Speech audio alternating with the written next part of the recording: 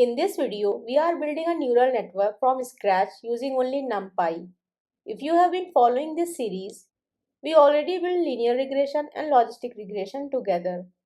So you already understand gradient descent, loss functions, and how weights update during training. All of that carries over here. A neural network is really just an extension of what we have already done, except now we have multiple layers instead of one. That's the main difference. Let's build it step by step. Let's start by creating some data. We have two clusters of points. The first is centered around -2, -2. The second around 2, 2. Each cluster has 100 points with 2 features each. Labels are straightforward. Cluster 1 is 0, cluster 2 is 1. The network's job is to look at a point and figure out which cluster it came from. We are keeping the data simple so we can stay focused on the network itself. One thing worth mentioning, we are not splitting this into a train and test set. For a tutorial like this, that's fine. But in real project, you always want to evaluate on data that the network hasn't seen during training. Otherwise, your accuracy number doesn't tell you how well the model actually generalizes. Keep that in mind when you take this further. Before writing more code, let's decide what the network looks like. We are building 3 layers. Input layer, 2 neurons, 1 per feature. Hidden layer, 4 neurons. Output layer, 1 neuron for the final prediction. The hidden layer is what separates this from logistic regression. It sits between the input and the output and learns intermediate patterns that a single layer couldn't pick up on its own. Now let's initialize the weights and biases. We are going to wrap everything, weights, forward pass, backward pass, training inside a class. This keeps things clean and avoids the messy global variable situation you would run into otherwise. Notice we are not using plain NP random randin for the weights. We are scaling them by the square root of 2 divided by the input size. This is called He initialization, and it's the standard approach when using ReLU. Here is why it is important. ReLU kills any negative value, turns it to 0. If your initial weights are too large, a lot of your neurons will get large negative inputs from the start, output 0, and receive 0 gradient during training. They will never update. This is called the dying ReLU problem. He initialization keeps the initial value in a range where most neurons stay active and learning from the beginning. For a small network like this, it might not cause visual problems either way, but this is the correct habit to build, so we are doing it right from the start.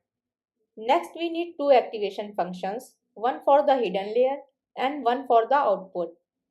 For the hidden layer, ReLU is this. If the value is positive, it passes through unchanged. If it's negative, it becomes 0. The reason we need an activation function at all, without it, stacking layers does nothing. Multiple layers of pure matrix multiplication just collapse into a single linear transformation. The activation function introduces non-linearity, which is what lets each layer learn something the previous layer couldn't. For the output layer, sigmoid is this. Sigmoid squashes any value into a range between 0 and 1. Since our tables are 0 and 1, this makes the output easy to read as a probability.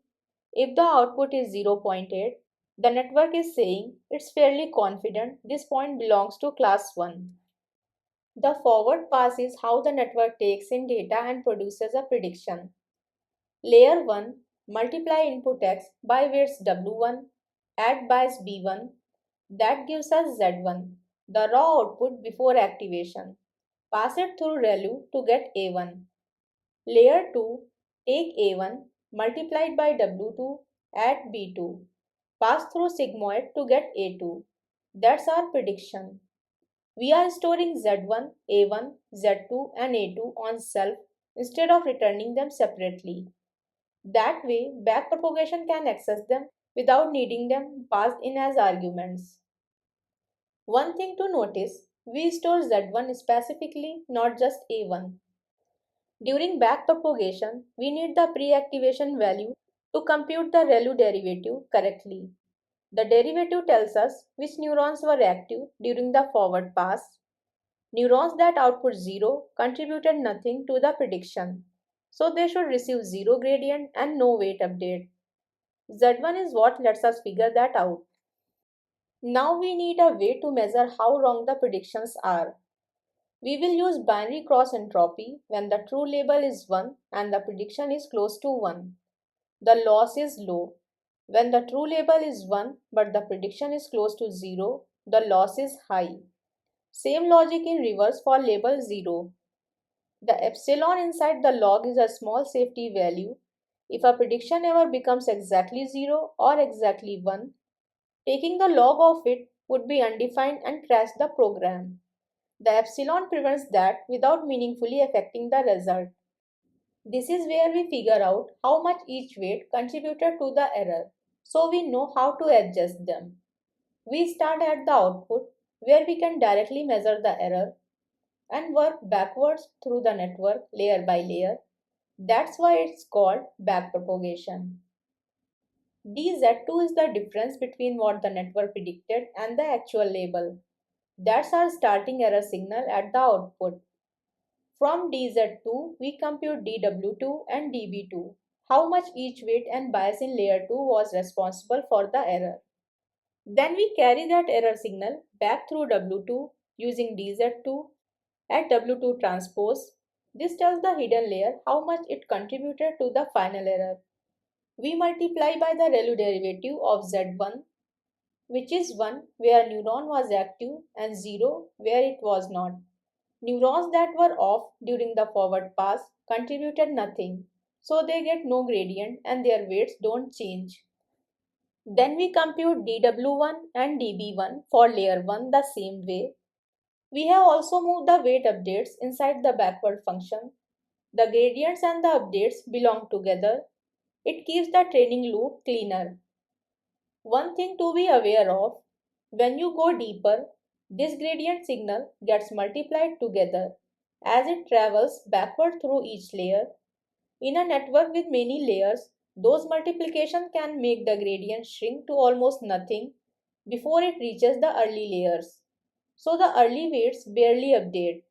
That's called the vanishing gradient problem. We are not covering it here with two layers, but it's good to know it exists before you try adding more. Now we put everything together. Each iteration, forward pass to get a prediction, backward pass to compute gradients and update weights. Watch the loss go down as it runs. That's the weight adjusting each iteration to reduce the error. When you see it consistently decreasing, the network is learning. Now let's create the network and train it. Once training finishes, let's check how well it did. We are running a fresh forward pass here rather than reusing whatever A2 happened to be left over from training.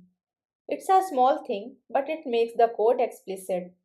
We know exactly what weights produce this prediction. Above 0.5 becomes class 1, below 0.5 becomes class 0. Compare against the true labels and you should see accuracy above 95%. Let's look at what we built. We wrote the full forward pass, loss function, backpropagation, and training loop from scratch. We also used proper weight initialization and organized everything into a class so it's readable and reusable. The main thing to take away, every deep learning library does exactly this.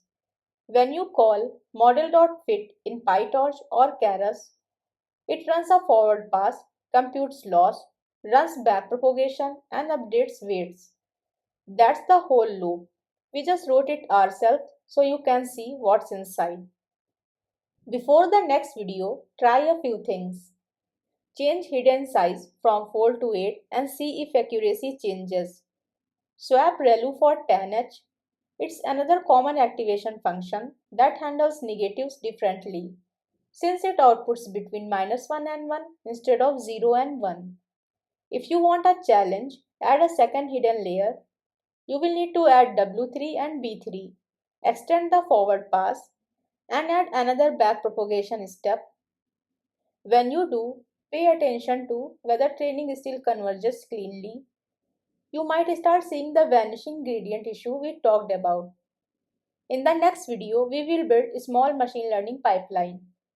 Thanks for watching. I am Aksa Zafar, and on MLTude, I teach data science and machine learning in a simple step-by-step way.